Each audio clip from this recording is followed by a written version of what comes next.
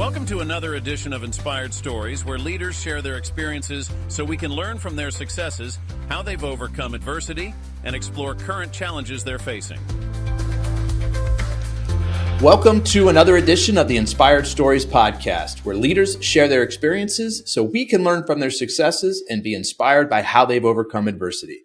My name is Anthony Codispoti, and today's guest is Jason Blonstein, Managing Director of ECA Partners, an executive recruiting firm where they support their clients in two main ways.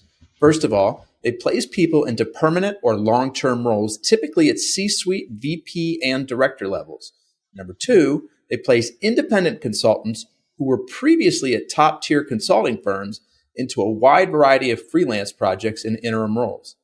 Jason himself works across multiple industries, but has particular expertise in the automotive and industrial industries. His business and engineering backgrounds allow him to understand a wide range of functions at multiple levels. He works with large public companies, private equity, and family-owned businesses. He is a graduate of both West Point Military Academy and the University of Illinois. And he was a captain in the U.S. Army, where he earned a Bronze Star. But before we get into all that good stuff, today's episode is brought to you by my company, Add Back Benefits Agency, where we offer very specific and unique employee benefits that are both great for your team and fiscally optimized for your bottom line. One recent client was able to add over $900 per employee per year in extra cash flow by implementing one of our proprietary programs. Results vary for each company, and some organizations may not be eligible. To find out if your company qualifies, contact us today at addbackbenefitsagency.com. Now, back to our guest today, the Managing Director of ECA Partners, Jason Blonstein. I appreciate you making the time to share your story today. No, thanks for having me. I appreciate it. Yeah. So, Jason, you spent several years in the Army. First of all, thank you for your service. But can you describe your time in the Army? Where were you deployed? What did you do? Yeah. So after I graduated from school, I went into I joined the Armored Corps. So I was on tanks. I was stationed in Germany in a small, a mid-sized city called Schweinfurt, Pig Town. And from there, I deployed to Kosovo. We were still in Kosovo at the time. Okay. And then in 2004, I went to Iraq, where my unit relieved the ground forces that were part of the ground war there. Okay. So what lessons did you learn from being in the Army that you carried with you today? Oh, geez. Where would I start? I think there's a lot. I mean, the ability to just handle multiple things at once and prioritize, and even a very hectic and high stress situation like combat, to be able to prioritize and knock out one thing at a time. I think realizing very early, especially as a young lieutenant, you're assigned to a unit and you have a platoon sergeant that technically reports to you, but that guy probably has a minimum of 10 years experience, if not a lot more. So just realizing that I'm not the expert on everything, and I can't be, and being able to rely on the people around me. I was always a very collaborative leader. I still am today, and it served me well. I mean, my company has a lot of very talented people, usually that just need a little direction and guidance, and then they're gonna surprise you with what they do. Can you talk about what led to the Bronze Star? Yeah, I mean, so the Bronze Star. So there's different types of Bronze Stars. So there's Bronze Stars for valor, which is usually a specific moment in time in combat. There's Bronze Stars for service, which basically was just for the level of service that I provided for my unit the entire time I was in Iraq. It's a little, honestly, it's a little biased. Officers tend to get those awards where the enlisted don't always. But I wasn't going to turn it down, and and it's gotten me out of some tickets because I put it on my license plate. So that's I the didn't realize real that was a value. thing. Okay. Yeah. So, Jason, you had a wide range of different corporate experiences before you found your way to the Yeah. staffing industry. Can you talk Yes, I about the did. path that led you to ECA? Oh, so when I got out of the army, I did not know what I wanted to be when I grew up. So it was, we were good at operations, so that's what I did, right? I went into operations roles and I was very good at them. I just, I would get bored and I wasn't very motivated and nothing really stuck, right? So I bounced around a lot, and as a recruiter, it's probably the amount I bounced around would be a little bit of a yellow flag, if not a red flag. Uh, but I kind of fell into recruiting through a friend of mine that I used to work with at Constellation Energy, uh, and he was pretty well connected in the Republican Party within Illinois. He'd been the head of the Commerce Commission. He'd been the head of the Department of Insurance. His name is Phil O'Connor, great man. So regardless of where your politics lie, Illinois elected a Republican governor for the first time in a long time, Bruce Rauner. And Governor Rauner actually wanted to appoint qualified people to his cabinet, which in Illinois, which is the reason why we have two governors that are in jail right now, the this was kind of a novelty, right? It was usually these positions were given out as a form of patronage or Mm. nepotism, but he really wanted to put quality people into his cabinet, and so he stood up. He asked Phil to help him recruit his staff, and Phil knew he needed a good project manager and reached out to me, and I said, yeah, that sounds amazing. And I came and I met another one of his friends, a gentleman by the name of Brad Holden, who happened to be former Korn Ferry and Spencer Stewart and Russell Reynolds, and he had his own executive search firm. And he saw me operating, and he said, "Hey, you're pretty good at doing this. Do you want to come work for me?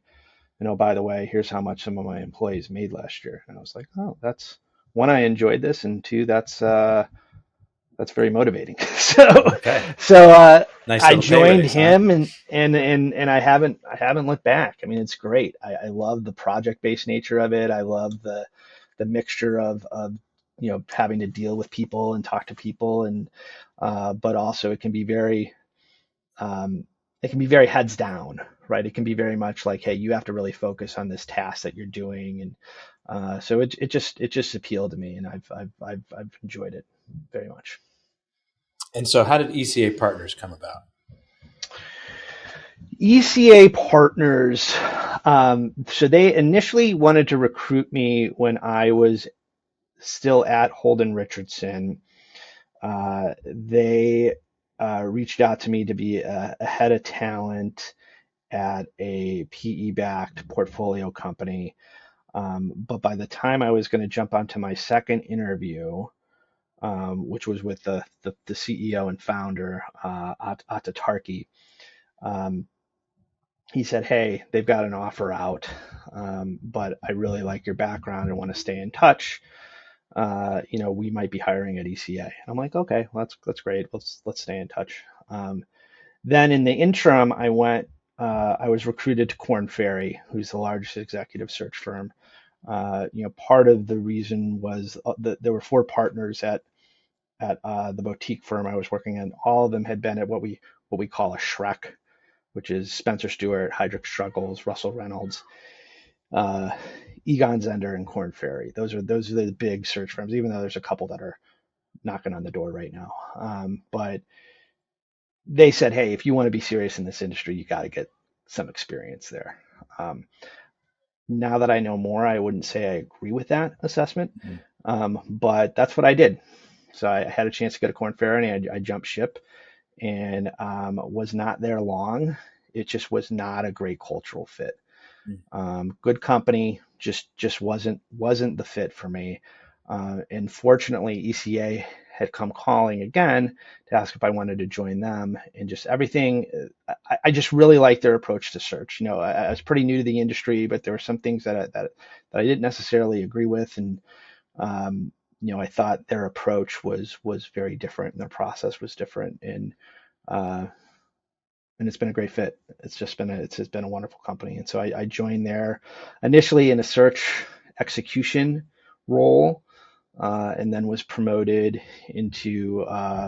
twice, and now I'm basically a managing director, a partner at the firm. So I want to hear more about what makes ECA Partners different than some of the other ones out there. But before we do that, I gave an intro of kind of, what the services are that you provide, but I'd like to hear it in simpler language from you. Tell us what it is that you guys do and do well. Yeah. And so we used to be ex-consultants agency. That's what my company's name was when we were founded about 15 years ago by Atarki, who I had mentioned. And he kind of had really seen the need in the market for someone that was focused on management consultants that were transitioning into industry, right? And we always did that in both a permanent capacity as well as project-based or interim roles, right? We grew and started actually serving a lot of private equity clients and within their portfolio companies as well. And we weren't exclusively focused on management consulting profiles anymore, so we rebranded to ECA. So in general, if I had to say like what we do, what we specialize in a few buckets, one is for private equity at the firm level. We'll place a lot of operating roles, operating partners, value creation type roles. And usually those are current or former management consultants. And then within the portfolio companies themselves, we do a lot of CEO, a lot of CFO roles, and those may or may not be consultants. And then on the project side, generally we are doing a lot of things that support transactions for private equity. That could be either a market assessment or due diligence support upfront, or that could be post-acquisition, doing a post-merger integration. Pricing projects are another thing that we do fairly regular. Transformation, but those are the big ones that we do. So what is it that you guys do differently? Like, why were you so attracted to what ECA was doing versus some of the other places that you had been? Yeah, so you'd have to take a little bit of a step back and take a look at, I think, the executive search industry as a whole, right? And to be frank, there hasn't been a ton of innovation since LinkedIn, right? So LinkedIn, huge tool, really changed the game, really changed the nature of the job, right? And I've been fortunate that I've been able to recruit. I mean, my mentors or the people that taught me, they were the smile and dial. They were just all they were doing was calling people and trying to build out their networks and things like that. Whereas LinkedIn is the network, right? Yeah. So they really operated on like a mentorship type model where like you had to kind of earn your stripes. The lower people were really underworked, and you got the right to be brought into deals and to start building out your own network, and it could take a long time, right? They also would have someone at my level that was a search execution person that would normally be working on like 10 searches at a time, right? And that would be doing all the sourcing of the candidates, that'd be doing all the first level interviews. So it was very time consuming and very very stressful, to be frank. We took a look at that process and we really divided up the labor, because sourcing candidates is a very, very time consuming, but not necessarily like a high level activity. Whereas interviewing is very different, right? Interviewing, you have to have a system, you have to really be able to dig into what candidates are telling you, et cetera, right? So we divided those two tasks that are very different, right? And we're not the first person to do that, right? I mean, a lot of companies have what they call researchers, but at Korn Ferry we had researchers, but they sat in India, and it was very much a throw the ball over the fence and you weren't sure what you were going to get back, right? Whereas our approach with having a large team in the Philippines and Manila has been that they're very much integrated into our team. We meet with them all the time. We're talking with them. They're chatting with us on Teams, and what you get is they have this ability to really build you a good pipeline of candidates. Whereas then the interviewer, who happens to usually sits in Santa Monica in California, can then focus their time on interviewing candidates as opposed to sourcing them. So it shrinks your close time, because I always say executive search isn't rocket science, right? But it's time consuming, right? And that's why you outsource it. It's very time consuming. And we've been very effective at reducing the amount of time it takes to find someone. And part of that is yeah, we've got tools and processes, but it's more just because we throw more people at it more often than not. And it gets results, right? Our average search time last year was 83 days, I think. And most of the Shreks were probably double that. Really? Oh yeah. Yeah. That's a substantial difference. It is, but in fairness, we're also not playing at the same level a lot of times, right? I'm not doing a search for the CEO of, a Fortune 50 company, right? Okay. I'm not going to get that call, right? And so that process can probably stretch out a little bit, but even their lower level searches, I find that they take a long time, and part of it is going back to that process that we talked about. Whereas they have built a system that really relies on their network and who they know, and not as much.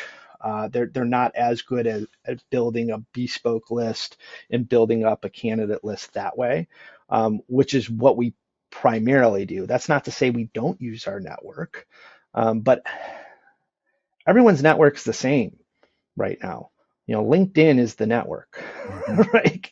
That's very few people, especially executives, are not on LinkedIn, right? And so everyone has access to the same network right now. But the older companies really have not changed a lot of how they do business and how they go to market, whereas our business model has been very different. So there are other firms that are sort of using some overseas labor to help with part of that research process. You guys are doing a little bit differently because this isn't really outsourcing for you. These folks are part of your team. They're integrated into your team. You're going to visit them, I think you said next week. And so they're more a part of your process. It's not sort of lobbing over the fence and seeing what you get. It's, this is our process and we're working together to develop it and refine it. So we know we have a sense of the quality of the work that we're going to get because you are us. You are part of our team. And it's great that you use that word quality, because that is probably, I think, one of the biggest factors of why we've had success, right? We have an internal quality team, right? They're monitoring. They go through the emails. They go through how they set up the calendar invites. There's standards that they have to adhere to. If there's too many errors, they get dinged. It can affect their pay, right? Their bonuses, not their, they take money away from, but that's how we incentivize that team, and it works, right? And it helps that ECA was founded by management consultants, right? And management consultants are very good at establishing process, right? So, and that's been, I think, a key to our success, because we've had people try to replicate what we've done there, and it's just they're missing that piece, right? That's kind of the secret sauce, and you got to go there, right? I mean, this isn't my first time to Manila. My CEO goes there every year, so they're very much like a part of the company. They are the company.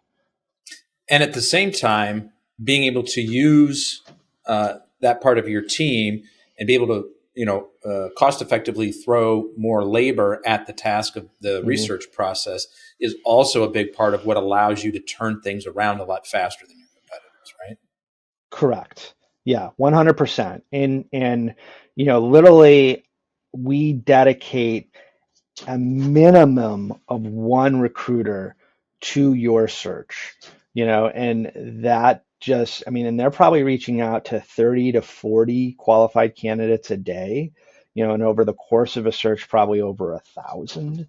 I can tell you, I never reached out to that many people at Korn Ferry, Mm. right? And it works, right? It definitely it works. It produces results. Because you're going out and you're recruiting folks who aren't necessarily actively looking for jobs. It's not like you're finding Correct. somebody just by posting on Indeed and seeing what comes back. Yeah. Yeah, I refer to that as passive recruiting when you post on job boards and then you're just getting inbound resumes. Um, I find generally that the quality of the candidates that you get from there isn't as high. That's not to say that we never get inbound candidates that are good, but most people that are the people that you want to hire, especially for your key executive roles, are people that are currently employed and probably not looking, right? So you need to engage them and get them interested, right? And I'll tell you, I was initially a little skeptical, because when we reach out to someone on LinkedIn, they can see that this person is sitting in Manila, right? And to me, I was Yeah. like, oh, well, am I going to be like, is this a scam? Da da da. Mm-hmm. But our interest rate probably wasn't quite as high as mine was at Korn Ferry, but I mean, people aren't going to usually turn down a call from Korn Ferry. But the it was higher than when I was at the boutique, right? And part of that was because we are very evidence based. We actually we constantly A/B test our messaging Mm. to see which one gets better results and take those learnings and incorporate them into future messaging. So we're pretty good at getting people on the phone. And plus, they can just click and see, like, check out ECA and see, oh yeah, this is a U.S. based legit company. So And so most of your outreach in these cases is done through the LinkedIn platform or through a third party tool that sort of helps to expedite that outreach on LinkedIn. um, we'll start a lot of our sourcing through LinkedIn, but a lot of times we have their emails, and so it's easier to email someone. But at the same time, a lot of times people were more responsive via LinkedIn. I mean, we all get bombarded with emails every day, that are usually just like view, delete. We rely on a lot of different channels is always the best way to get interest. But yeah, LinkedIn is just such a powerful tool. Are It's you such a powerful using tool. their work emails or are you finding personal emails to communicate with them? Uh, Both. It just Okay. depends. It depends. I mean, we're we can normally figure out, a lot of time. Well, either they might already be in our system, especially if these are. But if we're reaching out to someone at McKinsey, I can pretty much tell you what their email is going to be, right? So at least they're working. And then a lot of them went to, like, if they went to Harvard Business School or Wharton or something, they probably still have that email address, and that's easy enough to guess, right? So, um, we'll try different ways to get in touch with people. Is AI factoring into your process at all? Not yet. We have tried some AI tools in the past for, well, yes and no. We've tried AI tools for sourcing, and those we haven't found one successfully that works. All I really found was it was kind of reskinning what I could just do in a search query from LinkedIn, and I still had to go through and check the validity of every profile, and it was actually probably taking more time. The hit rate was pretty low. Now we are using AI to do a few things. One is, we'll record meetings and interviews using AI tools. We will write. We'll do a lot of our writing with AI too. It's great for coming up with the first draft of things, whether that's going to be a white paper, whether that is, you need to write an email or a presentation and and you're worried about the tone, or something like that. AI can be a pretty effective tool for that. A lot of my colleagues use it pretty effectively for those things. How do you find new clients? How do we find new clients? Um, I mean, you talked it's about like white papers. I didn't know if maybe content Yeah, generation was part of your process. it is. It is. And so when I first got here, we kind of had a philosophy of um, take calls, make money, right? And it was all a matter of like what was your volume of calls that you could get, and a lot of it was strictly through email campaigns, and they were effective, right? I mean, I think my first year in sales, I probably talked to 1,000 people over the course of a year. So it worked. Now I think email marketing is much less effective because so many people are doing it. Um, and so one of the things that I always tell my team is that, like, if you're going to email someone, you need to have a reason to be in their inbox, right? And you should be providing them something of value, um, other than trying to convince them that our company is better and you should use us. So we have started to do more content. Compensation studies, I think, is a very good one because one, we have that data. I think a lot of our clients are very interested in it. It's something worthwhile for us too, because as a recruiter, we're always advising our clients on what they should be paying someone. Um, so that's one thing. But we make those compensation studies read more like a white paper. So yeah, it's going to have that data. I think white paper is a little bit of a bad word as a marketing tool now. So we'll embed the so what into the comp studies, and send that to our clients. Another tool that I'll plug one of our vendors here, is called REN, REN. Uh, it is, if I had to describe it shortly, I would call it like Google Alerts on steroids, right? So what it does is you put in your network to it, and you can either download your LinkedIn contacts from Salesforce, whatever, and it will curate news articles about those people, those companies, those industries for you. Um, and you can and it is AI backed. So the more you use it and say, "Yep, this is the type of article I want," or "No," it starts to learn, and it gets even more relevant. But it will constantly, every morning I get an email about like, "Hey, here's the rent alerts." For all my contacts, and it could be telling me that, hey, this private equity firm had a transaction, this person, moved to this company, whatever. But it lets me to really have timely and accurate messaging to potential clients, and that's very effective, right? And more so, it also lets me know what's going on in the industry and with my clients too, right? I mean, if they had a major transaction, I should know that. Mm. So this, as you put it before, gives you a reason to be in that person's In the inbox. inbox. Yep. There's some news around them. Hey, congratulations on this. Hey, I saw something about you. This is Yeah. great.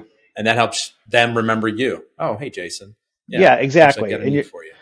Exactly. And a lot of times, especially for us dealing a lot with private equity, transactions beget needs, right? Because a lot of times either they'll be understaffed or they need to top grade, and that's when we can get involved. Or if it's an acquisition, they might need help on the integration, which is another thing that we do a lot of post-merger integration activity.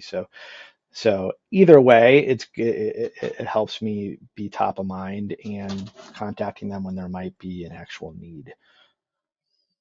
That post-merger integration, that is more handled from your own bench, your own team, or are you helping to Mm. find some folks, some outside folks to temporarily help with that? Yeah, we'll find independent consultants to help with it. Okay. Now that is one area that we do rely on our network. We have a pretty developed network of consultants that, especially for kind of our high need activities, and so what we can usually go to them first, and if there's availability. But I mean, we've also found pretty niche stuff. My team's pretty good at finding, some pretty weird asks for our clients we found in the past that and that we don't have a network for, right? And so we've had to just go find those people. Now, when you say pretty good at finding a weird ask, that makes me want to see if there's an interesting story there, or is it just weird because it's so like hyper focused? It's more because it's hyper focused, or sometimes they'll be like, I didn't even know that was a job. Like, what does this person do again? And then they'll have to explain it and be like, okay, well, we'll see if we can find it. And a lot of times we do, right? I mean, Like an underwater basket weaver? Like, have you ever been asked that to find type of, those? yeah, Or yeah. There was one there's one in particular that was dealing with like intellectual property rights with um, patents, but it wasn't a patent attorney they needed. It was very, very specific, but we were yeah. able to find someone for them and I think just 2 weeks. So. Oh, wow. That's even faster than your super fast average time.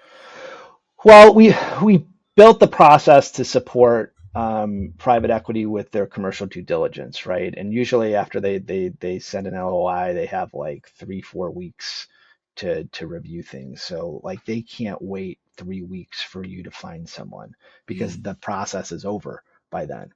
So normally with things like that, we try to get people to them in a couple days, Mm. right? Wow. Right. I mean, usually, yeah, we want to get them in a few days and then have them interview them, and so we want someone by the time they kick off with us, we want that person starting like 5 days later. Yeah. So. How would you describe your ideal client? I think of things in terms of like geography, mm, size, industry. How do you think about it? yeah, this is actually something we're going to be talking with our team in Manila, our ideal client profile. I would probably put them into two main buckets. One would be on the corporate side. We tend to focus on chief strategy officers, chief data and analytics officers, heads of corporate development, those types. So really those transformation. So those types of strategic transformation, corporate development type roles. That's where we tend to focus with corporations. With private equity, and that doesn't really matter the size. I mean, I've worked with some of the biggest social media companies. I've worked with some huge healthcare payers. We're strategy is strategy, and we're very good at finding those people for them. Uh, the other profile would be middle market private equity firms. We've definitely worked with some of the big players, KKR, TPG, Vista, but we're more focused on private equity that's in the middle market, which generally we define as investing in companies that are under $1 billion in revenue. And even then, we'll even focus on the lower middle market, which would be like under $100 million in revenue. So that tends to be where we'll focus. So we'll look for operating partners or just partners at those firms. This tend to be who we target.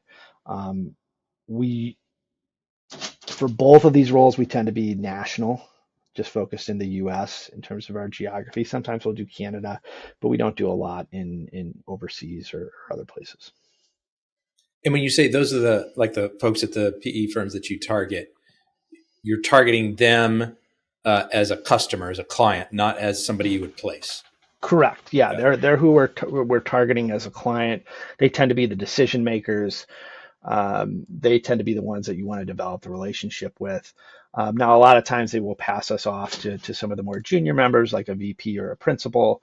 But it's really every PE firm does it a little differently in how they tackle talent. And so you just have to kind of find who the person is at that firm that you need to talk to, and then build that relationship. And at corporations, you mentioned one of the roles that you target as the chief strategy officer. Mm-hmm. I know what the word strategy means. I understand sort of the C-suite level, but that's sort of a newer role for my brain. Kind of help me wrap my head Hmm. around what that is. Yeah, and it can mean a lot of different things, but generally when I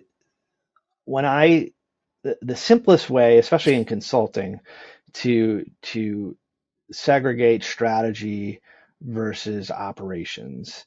I look at strategy more as top line growth, things that are going to grow revenues. And that's why a lot of times corporate development can fall under there because acquiring a business is a great way to inorganically grow your revenue. Um, Whereas operations, I tend to look at as more cost cutting or operational efficiencies and things that are more impacting your bottom line.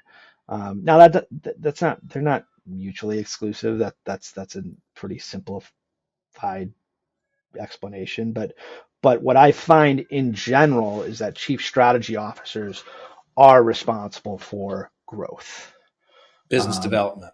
business development, market entry, product, all things that are looking to grow the top line, to grow revenues within a business.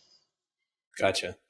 You mentioned earlier on in the interview that when you first started, you were really of the mind that you needed to work for one of these big boys Mm. in order to establish yourself, get some street cred. And you no longer think that's the case. Why is that?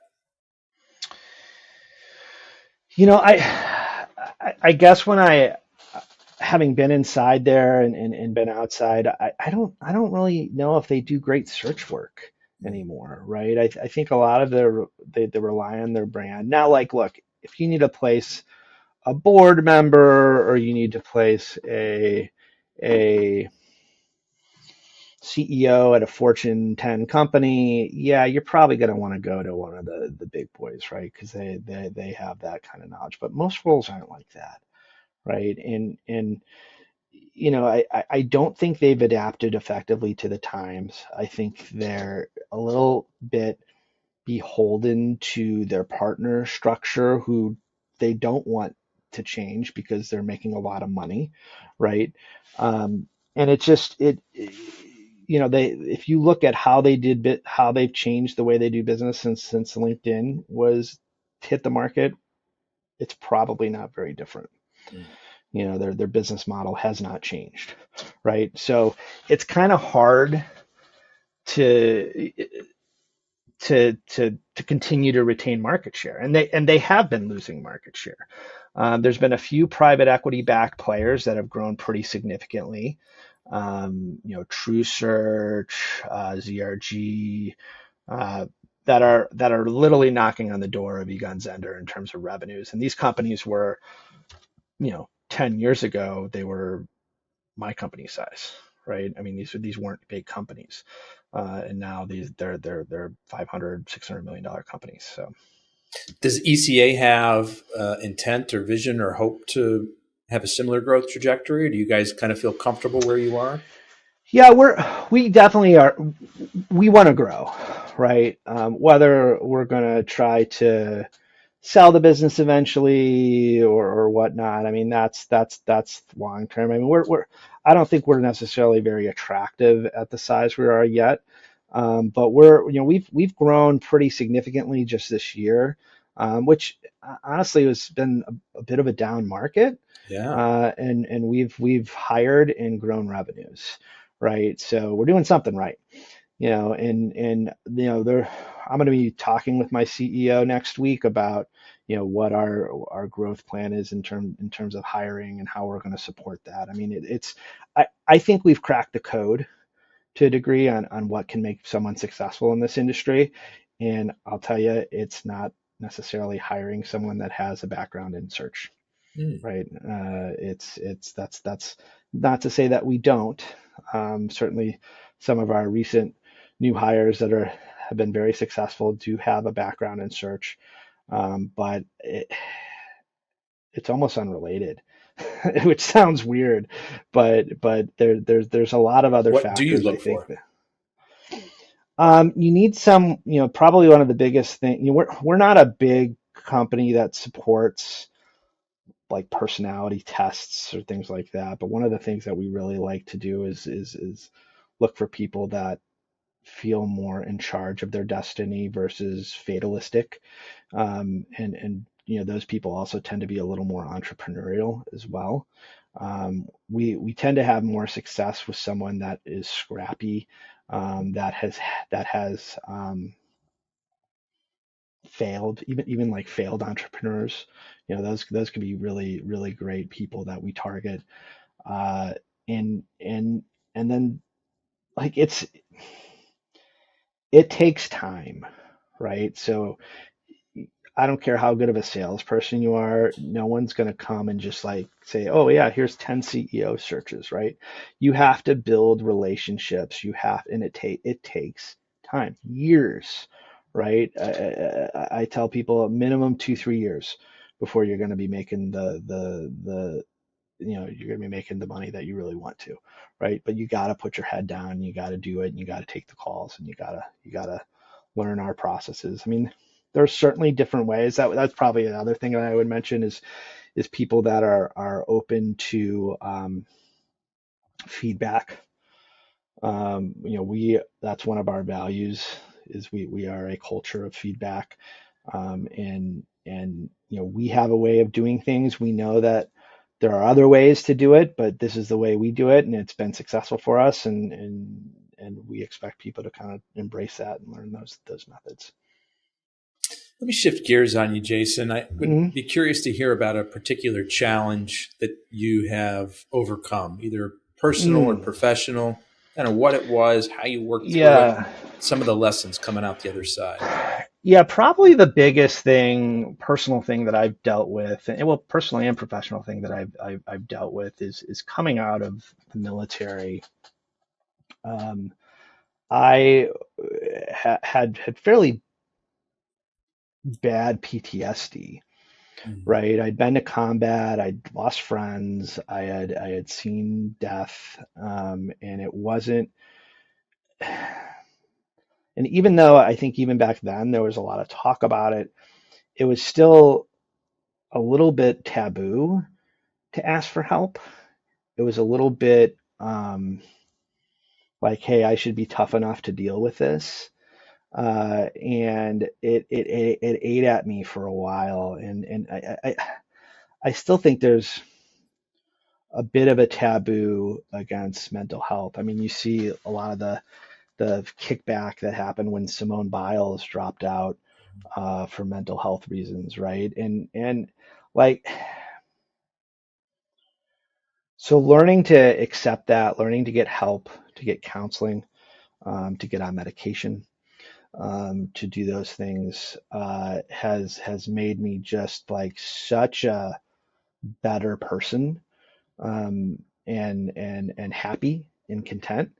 But it wasn't, because now when I have that combined with my experiences, I'm a very patient leader. Not a lot rattles me. It takes a lot to get me upset, um, and that's qualities that I think you want in an executive, right? I mean, yeah, a lot of times the hothead, makes the Jack Welch type makes the headlines or whatever, but if you've read Good to Great, you know that most successful executives are not that person, right?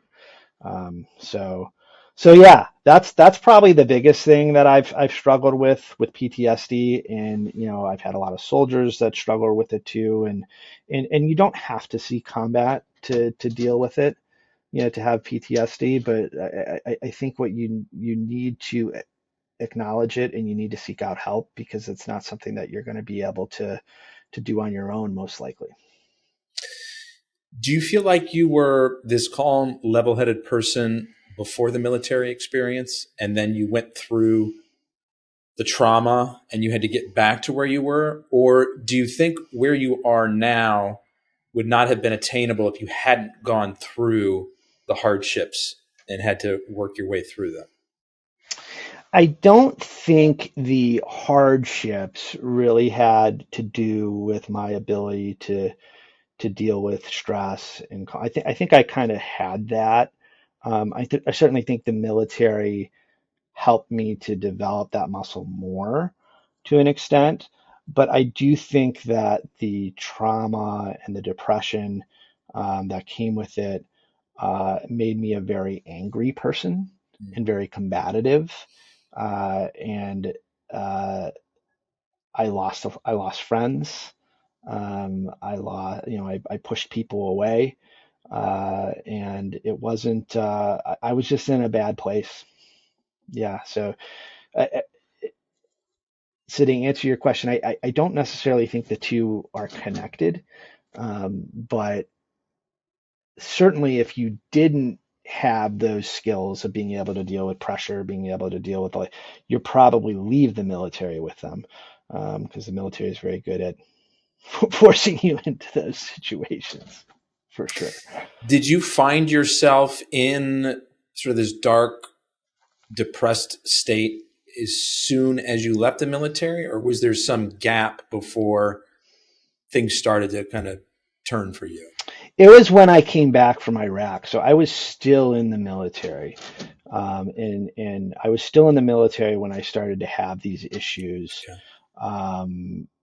There was, I was prone to getting into fights. I was prone to, probably, I was young at the time, so a lot of times we would go out drinking, but I was probably drinking too much, and I mean, but it was also, I was living in Germany and the beer was really good, so hard to, but, but, uh, but yeah, that happened before I got out of the military. But then when Okay. I got out of the military, um, probably a lot of the warning signs and stuff weren't, um, people weren't as familiar with them, because I wasn't with my brothers and sisters in arms anymore, who probably would have recognized some of the signs earlier.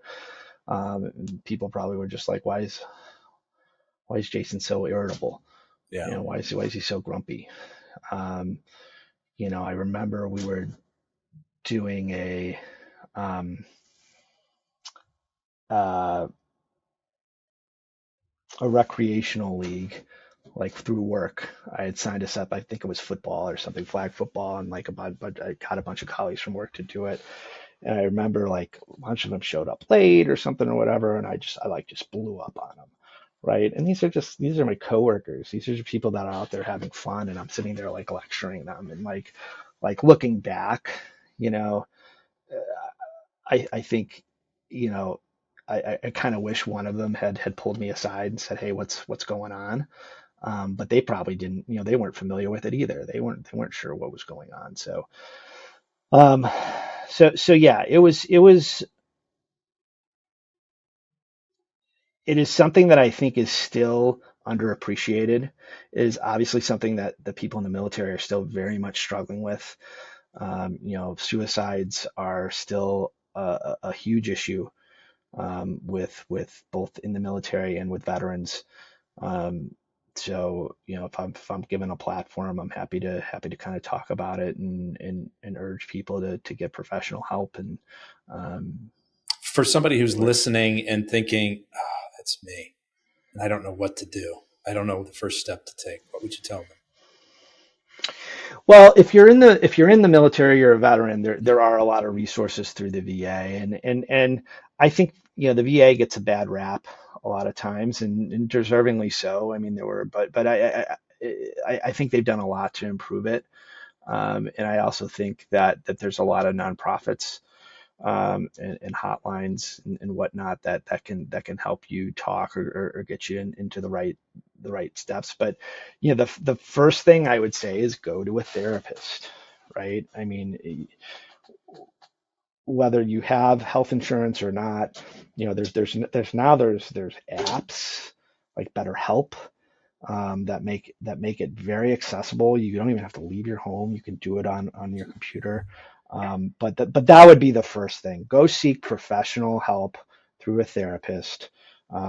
Start talking through some of your problems. They're going to help to one help you with frameworks to deal with things, but they're also going to be able to say, hey, I think you need to go talk to a psychiatrist because you might need some medication, right? And um, I think there's a bit of a taboo against that too. I mean, admittedly, I kind of have that too, like still, right? That I wish I wasn't on medication, and I wish, and my son, we were talking that he might have ADHD, and we're very hesitant to medicate him as well. So there's even stigmas that me with someone that has been diagnosed with depression that still has against that. So I know it's not easy, but we only got this one life, right? So you Let's want to make make the the most most of of it. it. Yeah. Was there a particular moment in time that something happened, there was a trigger that said, okay, I finally need to get help with this? Or Um, was it more of a gradual I awareness think for it was you? more of a gradual awareness and just realized that like I was not dealing with things well, and that I was unhappy.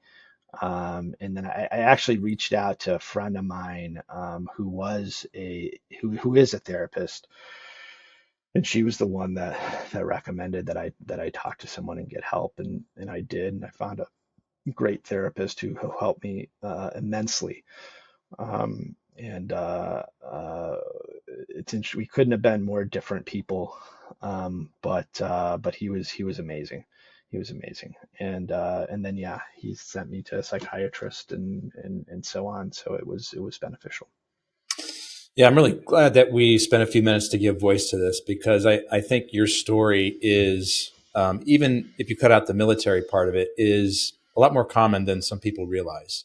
Yeah. You struggled with some really serious things, and as you pointed out, you certainly don't have to have a military background to have some trauma or some things to work through. And here you are, you're a person that you work through those things. You've got some medication, you've got some professional help. Wow, what a difference it's made. And even still in your mind, that there's still that stigma cloud Hmm. that sort of sits there. And for somebody who maybe hasn't made that decision yet to seek some professional help, imagine how much bigger and heavier that stigma cloud is for them. Yeah. Um, Yeah. I, I think a lot of times, and not to generalize, but in our culture, I think a lot of times it can be worse for men, right? Because you're seeing, our culture is one where you're supposed to be strong. You're supposed to be, and this is you admitting that you have weaknesses, that you have things that need to be worked on, that you need help, right? So, and part of that I think is cultural, which I think, at least in my lifetime, I've seen a shift. I mean, I don't think we're there yet, but you've certainly seen a shift where it's been more accepted. It's where men are allowed to be vulnerable, more so than they were.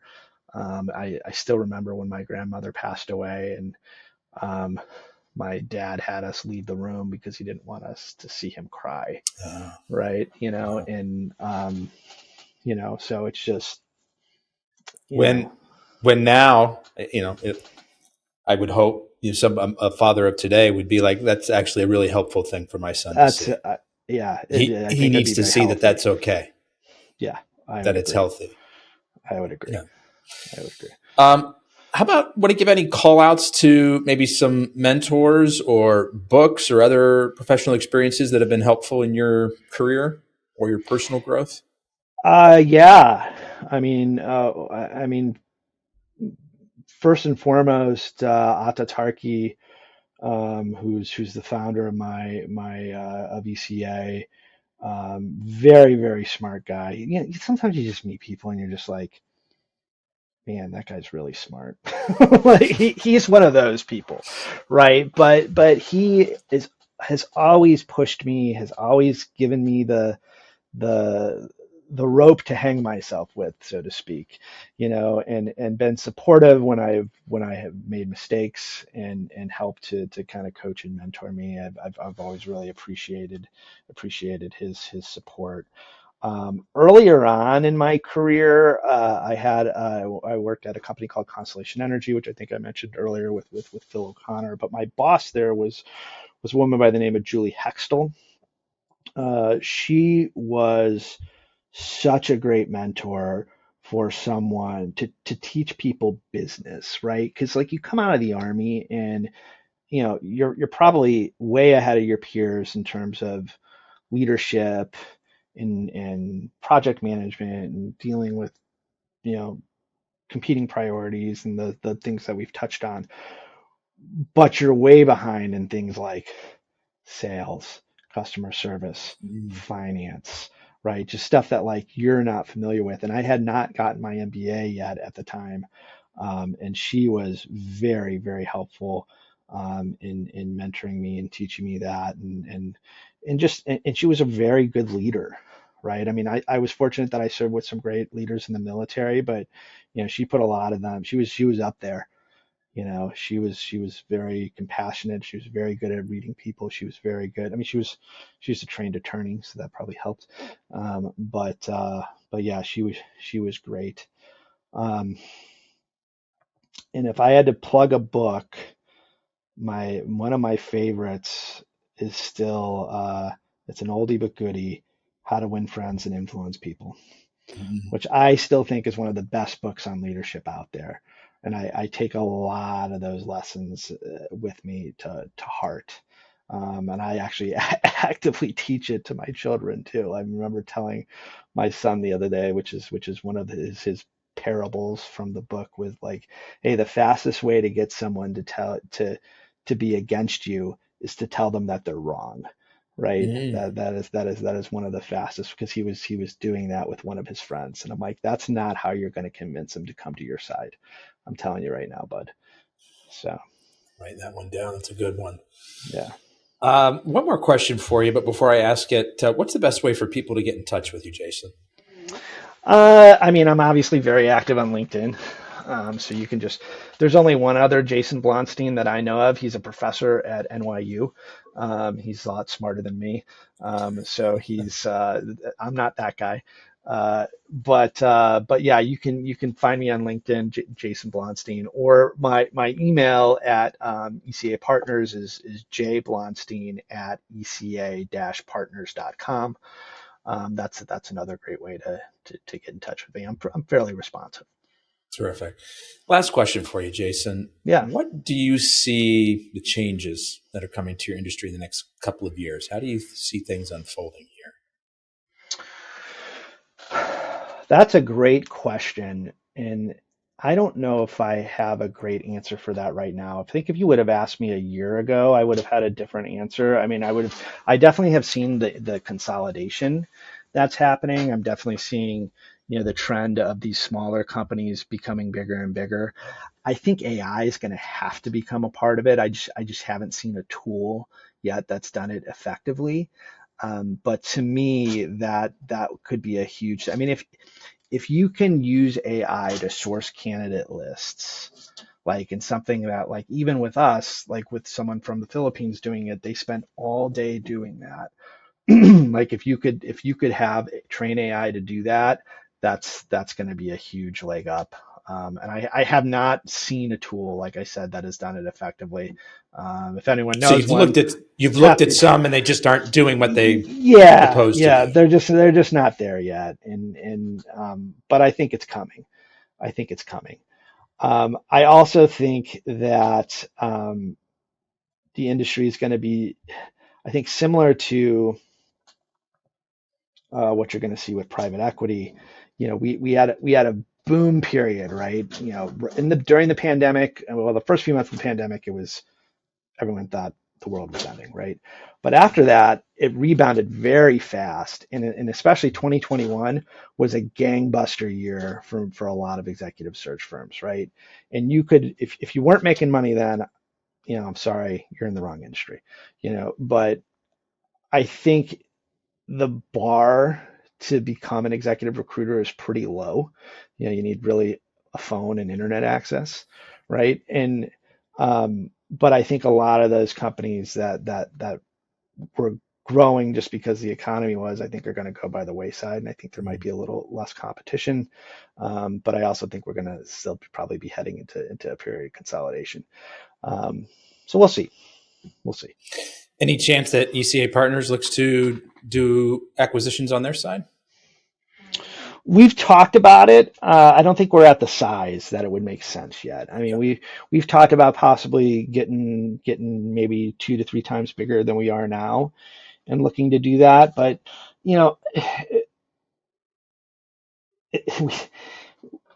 I still remember my CFO put up a slide and we were talking about our hiring and how, like, here's a list of all the initials of people that we hired from within the industry, and only one of them has worked out, and it was JB.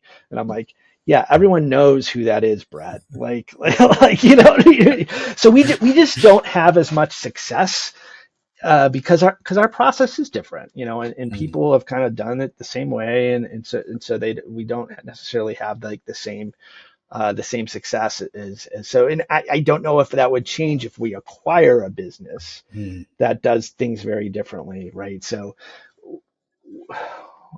it's TBD. Internal growth might be the best way for you guys to go. Yes, yeah, and that's our plan for now, for sure. Gotcha. That'll be 2025 for sure. Okay.